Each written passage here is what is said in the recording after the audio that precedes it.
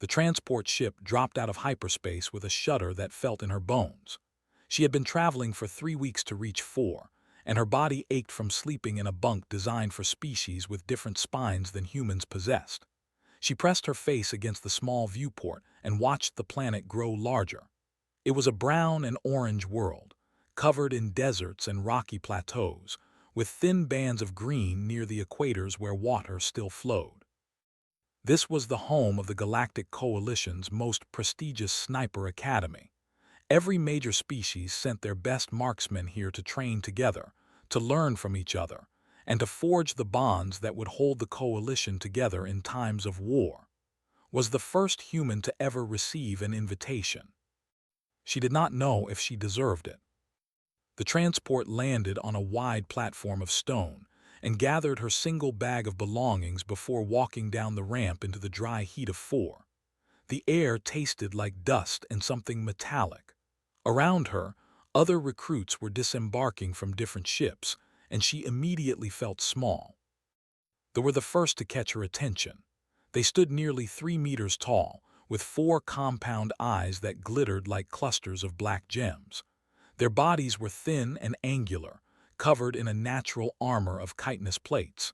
They moved with a strange grace, their long limbs folding and unfolding in ways that seemed impossible.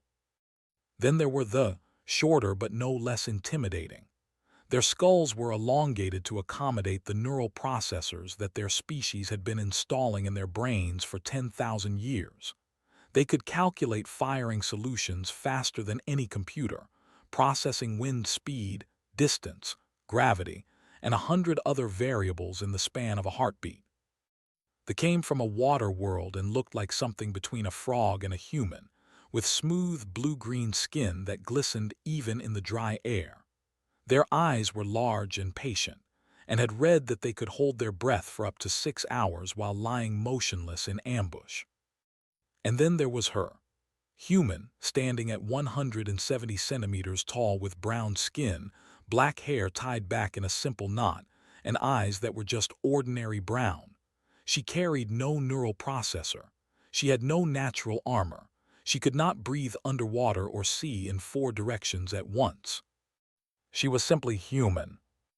A recruit walked past her and paused, 2 of its 4 eyes swiveling to examine her, while the other 2 continued scanning the landing area. It made a sound that her translator rendered as amusement. "They are accepting pets now," it said to another nearby. Said nothing. She had expected this.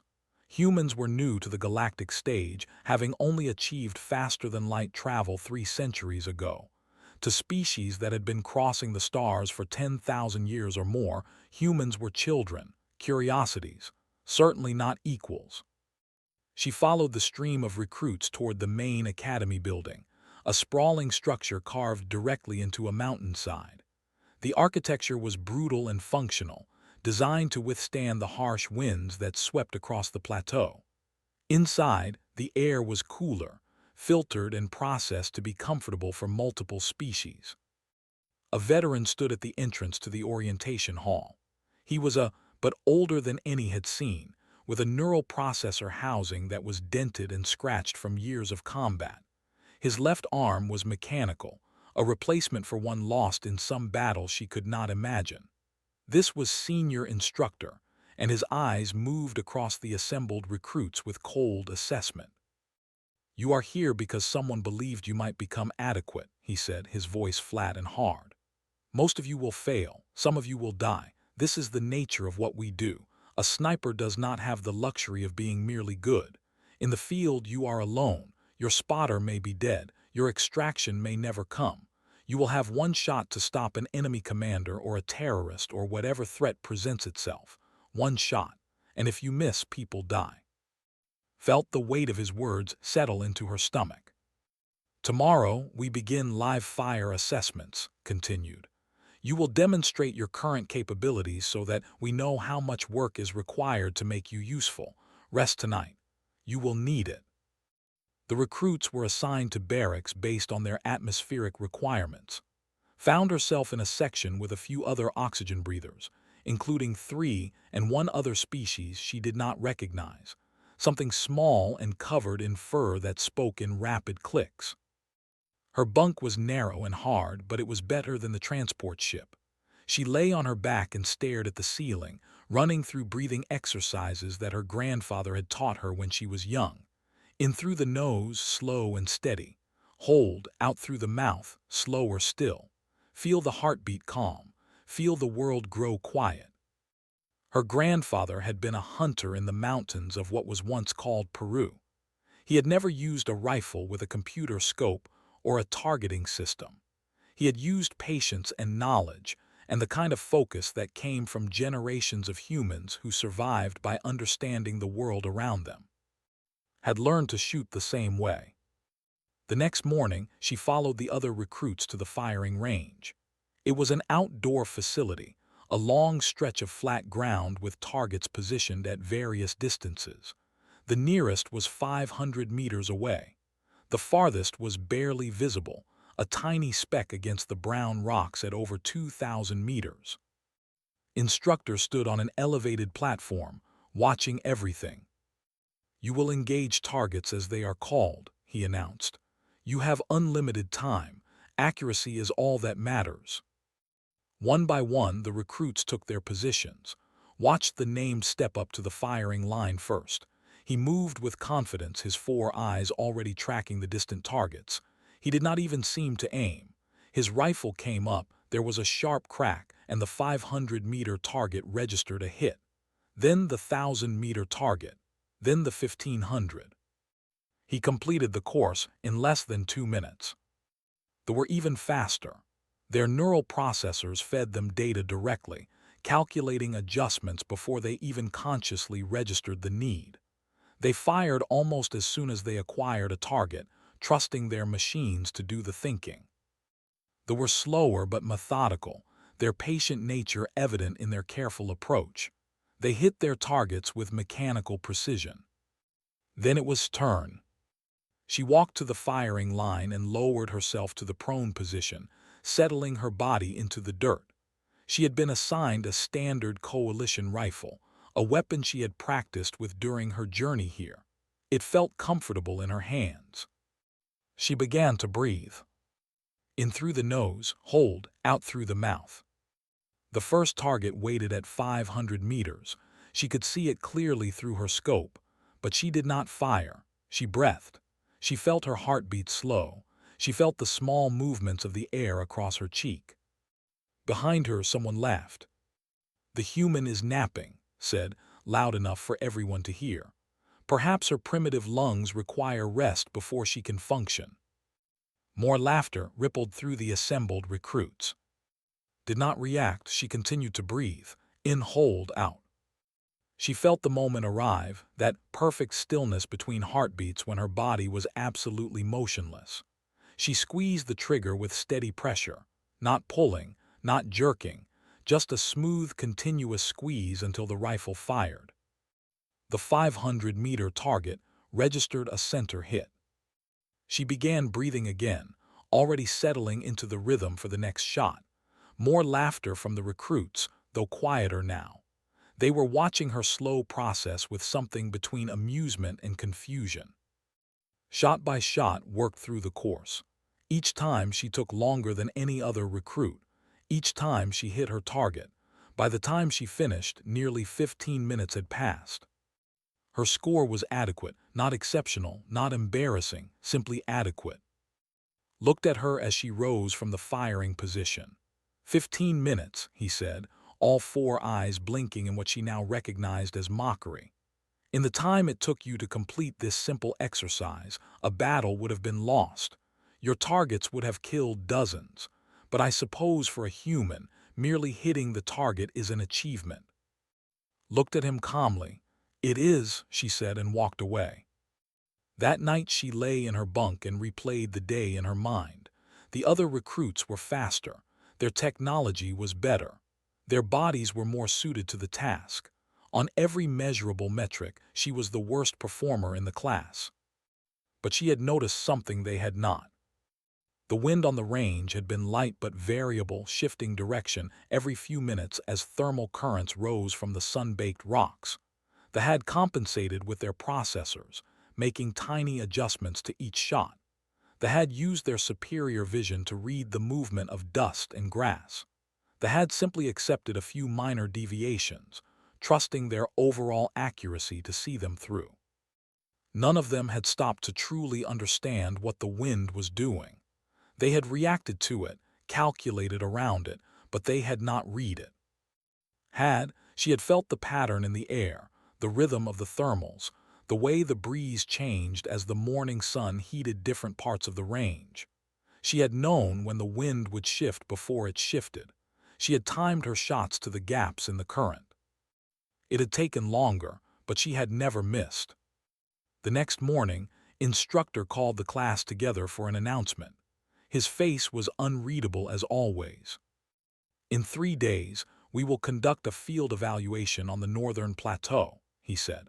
"This is one of the most challenging sniper environments in the known galaxy. Thermal interference from geothermal vents creates unpredictable wind patterns that defeat most targeting systems.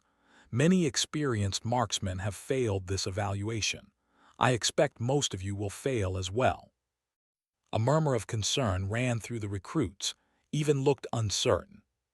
"Use the next 3 days to prepare however you see fit," continued. "Dismissed." As the other recruits filed out, already forming groups to discuss strategy and share data, walked to the Academy's small library. She requested access to data for the northern plateau, including historical wind patterns, thermal mapping, and geothermal activity reports. The library system informed her that she was the first recruit to make such a request in over 6 years. She spent the next 3 nights studying while the others slept.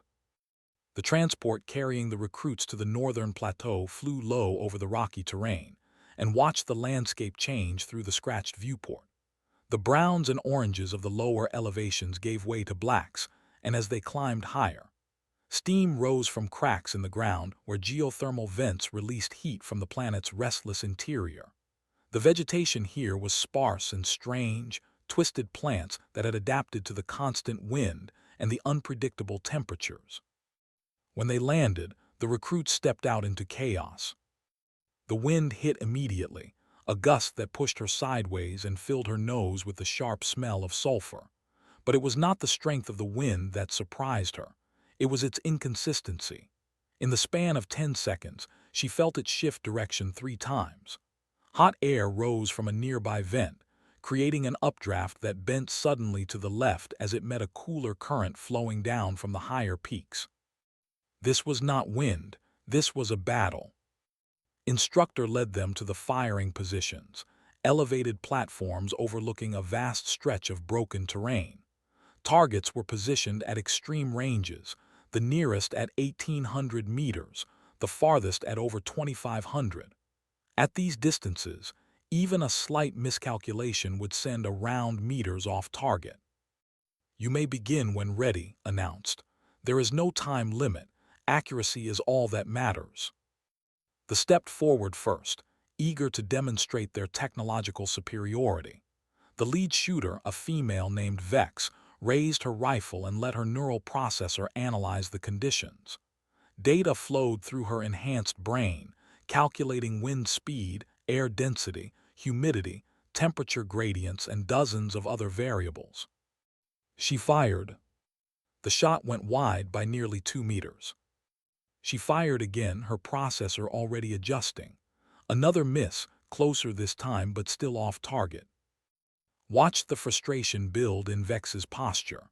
The neural processor was calculating based on current conditions, but by the time the round traveled 1,800 meters, those conditions had changed. The wind had shifted. The thermal currents had pulsed. The math was perfect, but reality refused to cooperate. They fared no better. 4 eyes tracked the movement of dust and debris in the air, reading the wind with visual precision that humans could not match. But the patterns here were too chaotic. What he saw at the firing position was not what existed halfway to the target, or 3/4 of the way, or at the target itself. His shots curved and dipped in ways he could not predict. They tried their patient approach, waiting for moments of relative calm. But the calm never came. There was always movement, always change, always some new variable disrupting their careful calculations. By midday, the scores were dismal. The best shooters in the class were hitting perhaps one target in three. Had not yet fired. She had been lying in her position for over an hour, breathing slowly, watching. Not watching the targets, not watching the dust, watching the grass. There was a species of thin, reedy plant that grew in patches across the plateau, surviving in the gaps between the thermal vents. It was barely visible at distance, just faint smears of yellow against the rock, but it moved with the wind. It bent and swayed and trembled with every shift in the air. Was reading it. She was also feeling the heat on her face, noting how it pulsed as the vents below cycled through their irregular rhythms. She was tasting the air, sensing the moisture content change as different currents brought air from different elevations. She was listening to the sound of the wind, hearing the subtle variations in pitch that indicated speed and direction. She was not calculating, she was understanding. Behind her, mockery had turned to irritation. "The human has given up," he announced. "She lies there like a stone, waiting for the test to end." Instructor said nothing. He was watching with an expression that might have been curiosity. Felt the moment approach. The vents below were building toward a synchronized pulse, a brief window when multiple thermal columns would rise together and create a temporary corridor of relatively stable air. She had seen this pattern 3 times in the past hour. It lasted approximately 4 seconds. She adjusted her aim, not for where the target was now, but for where the wind would carry her round. She breathed out. She squeezed. The shot flew true, curving slightly as it traveled, bending with currents that she had predicted, and struck the 1,800-meter target dead center. The range fell silent. Did not celebrate. She was already breathing again, already reading the grass and the heat and the taste of the air. She waited 12 minutes for the next window. She fired again. Another hit. By mid-afternoon, she had hit every target on the range. Not quickly, not efficiently by any standard measure, but she had not missed once. Approached her position, his 4 eyes wide with something she could not read. Anger, confusion, fear. "What targeting system are you using?" he demanded. "The humans must have given you illegal augmentation. There is no way your primitive senses could read these conditions."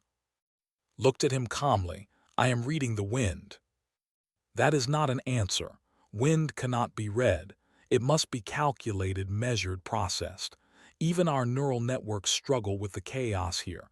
You are human. You have no enhancements. You should not be able to do this."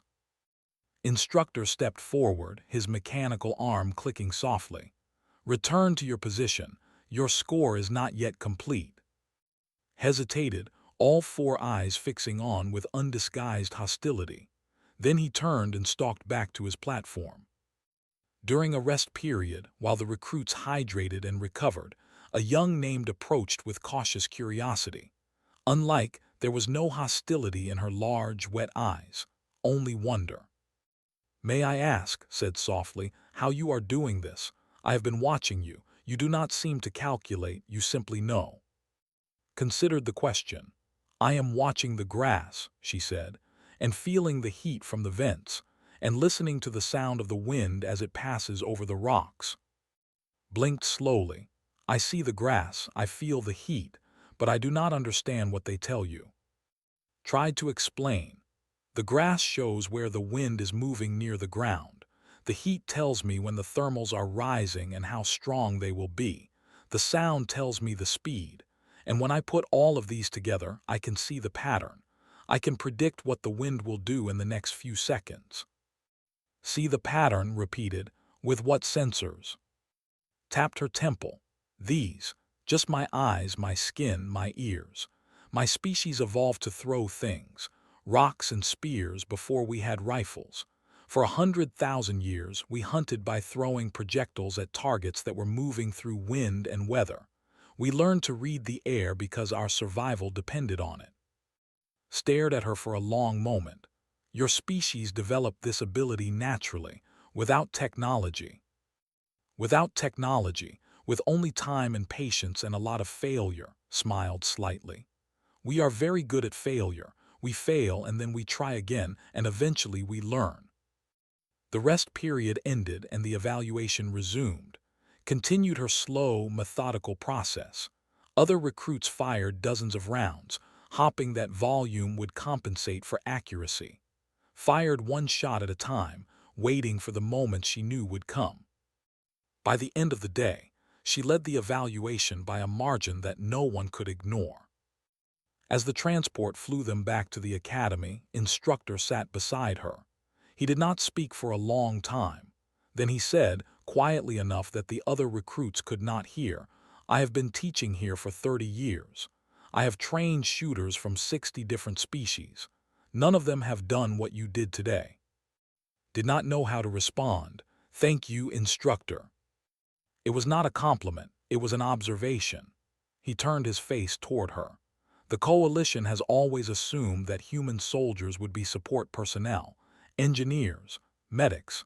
Your species seemed too slow, too fragile, too primitive to compete with established military species. Today, I saw something that suggests we may have miscalculated.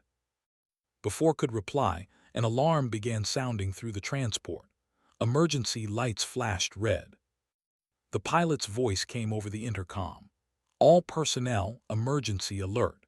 A coalition diplomatic convoy has been ambushed in Sector 7. Survivors are pinned down by enemy snipers. We are diverting to assist." His expression hardened. He stood and moved to the front of the transport, speaking rapidly with the pilot. When he returned, his eyes found immediately.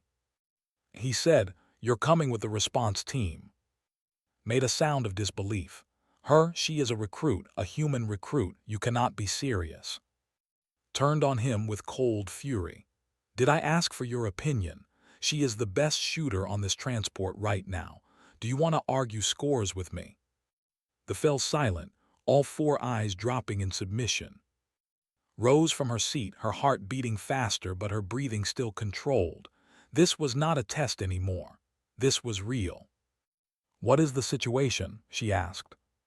3 wounded diplomats trapped behind their burning vehicles in a canyon. Enemy snipers control the high ground. The terrain creates complex wind conditions similar to what you experienced today. Looked at her steadily. "Similar, but worse. Can you read it?" Thought about the canyon. She thought about the variables, the unknowns, the chaos.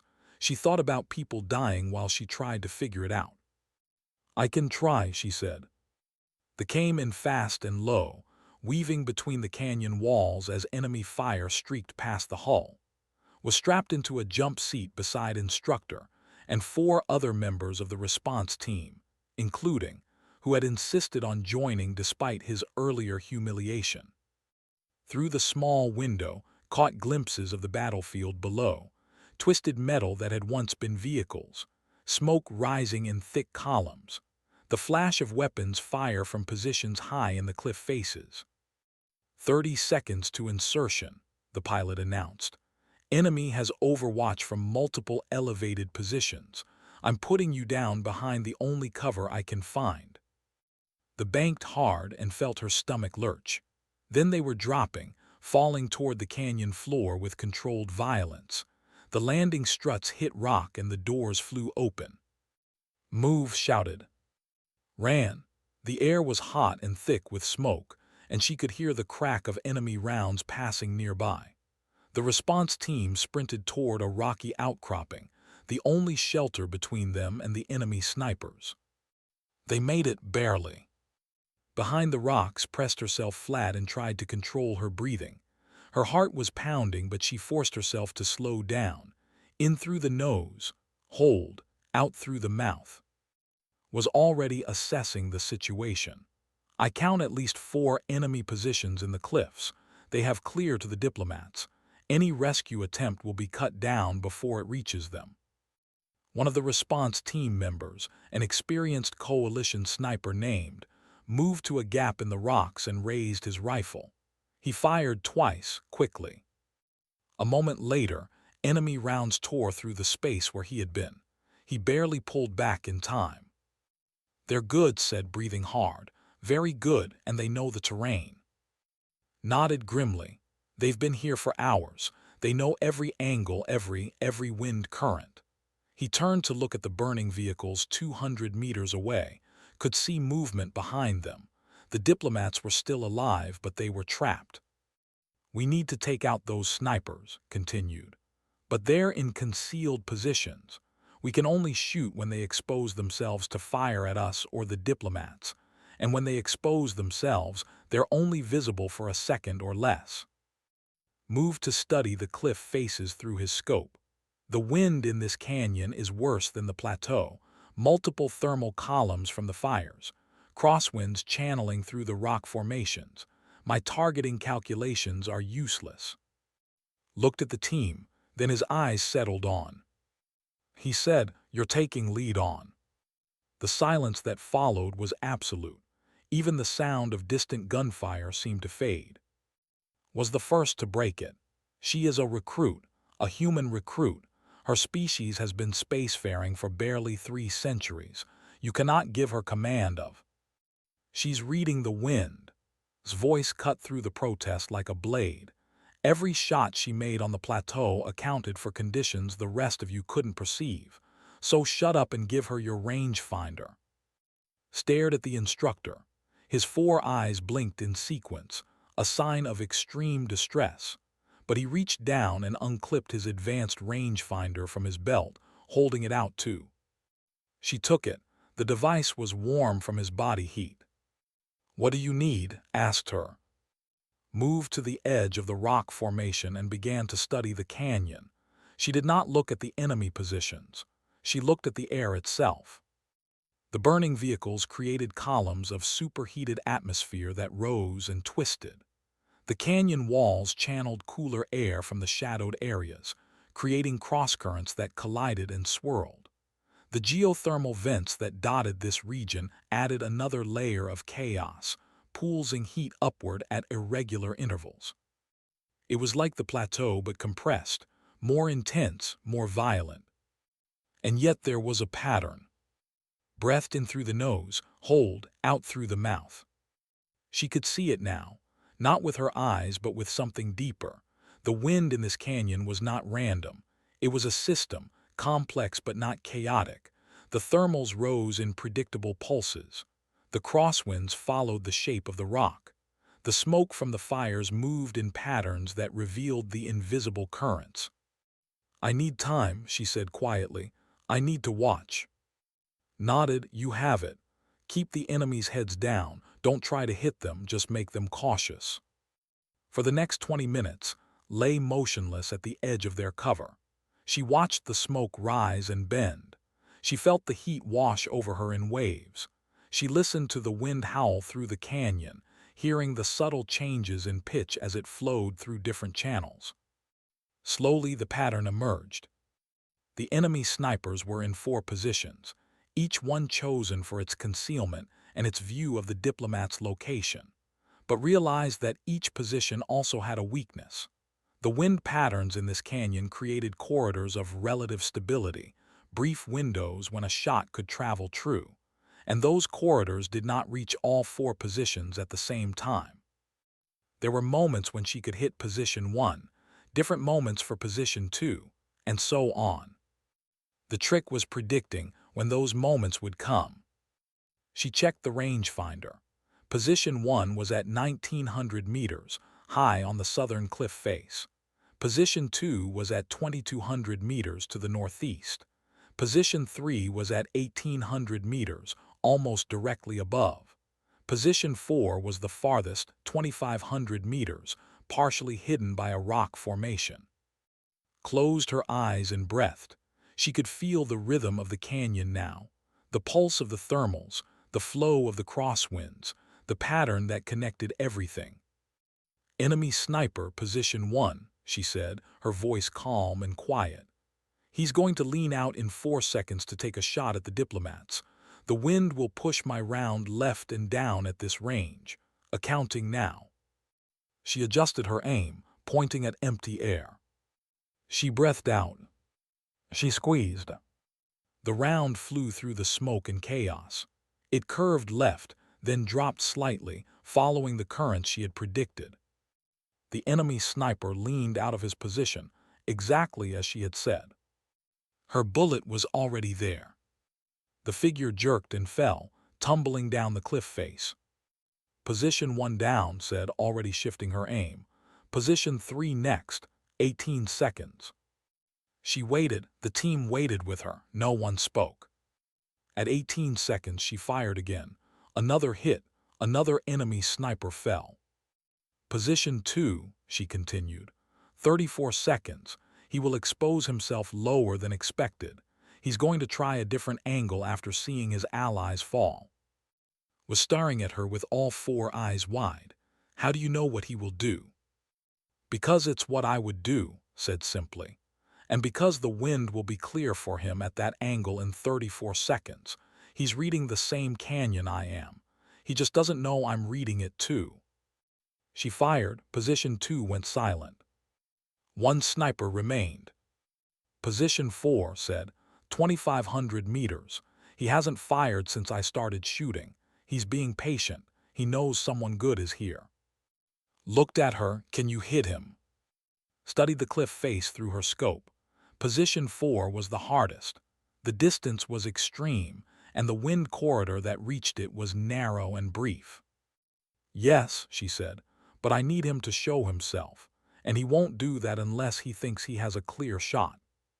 She turned to, move toward the diplomats, slowly, make yourself visible. Looked at, the instructor nodded. Began to move, crawling out from behind their cover toward the burning vehicles. He was exposed, vulnerable, the perfect target. Watch position 4. She watched the wind, she breathed. The enemy sniper appeared, rising from his concealment to take the shot. Fired first.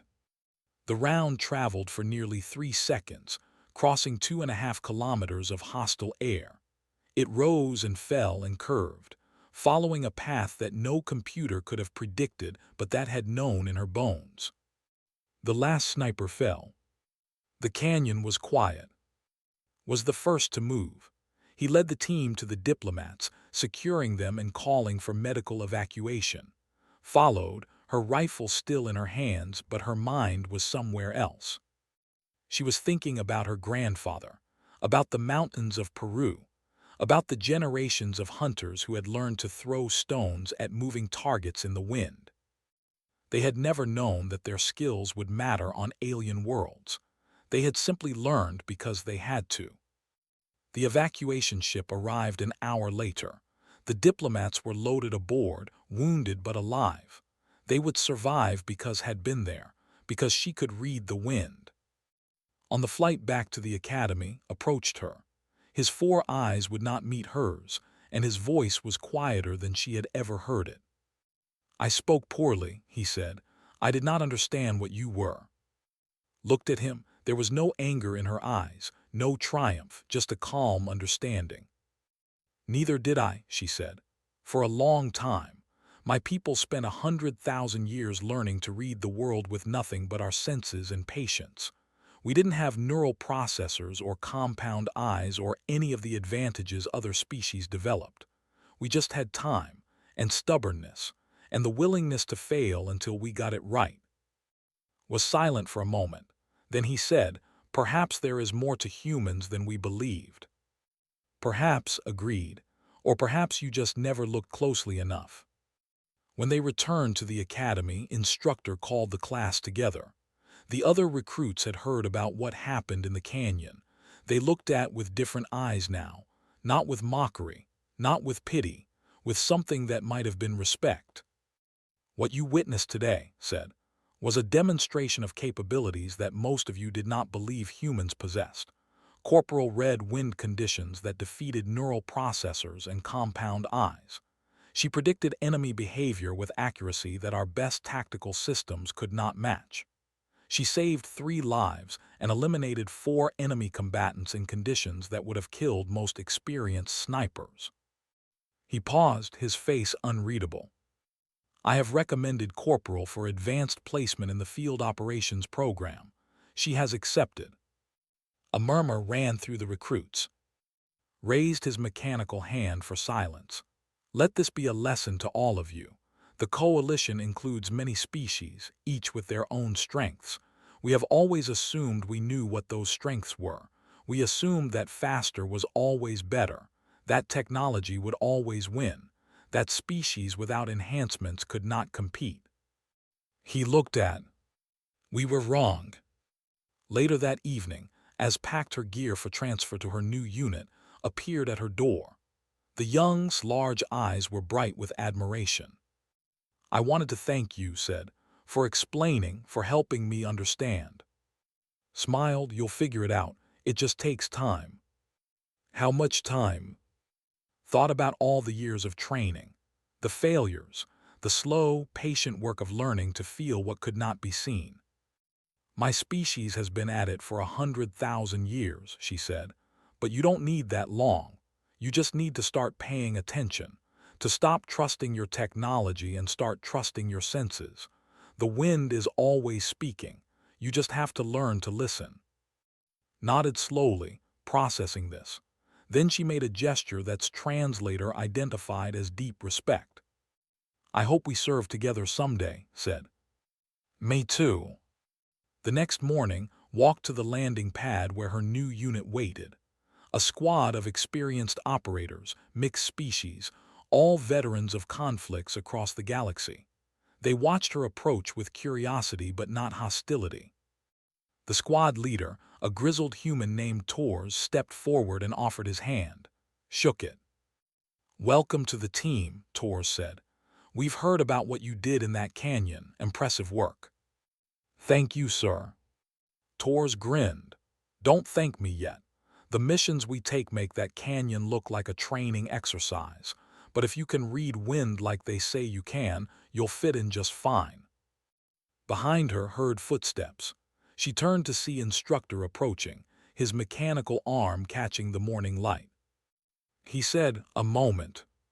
She stepped aside with him, away from the others. You're going to see things out there, said quietly. Things that will make you question everything. But remember what you learned here. Trust your senses. Trust your patience. The galaxy is full of species that rely on technology because they've forgotten how to rely on themselves. Don't make that mistake. Nodded, I won't. Studied her for a long moment. Then, for the first time since she had met him, he smiled. It was a small smile, barely visible beneath his scars, but it was real. Your species is going to surprise everyone, he said. I'm starting to look forward to it. He turned and walked back toward the academy, leaving standing in the morning light. She watched him go, then turned back to her new squad. Tors was waiting, ready. Thought about everything that had led her here.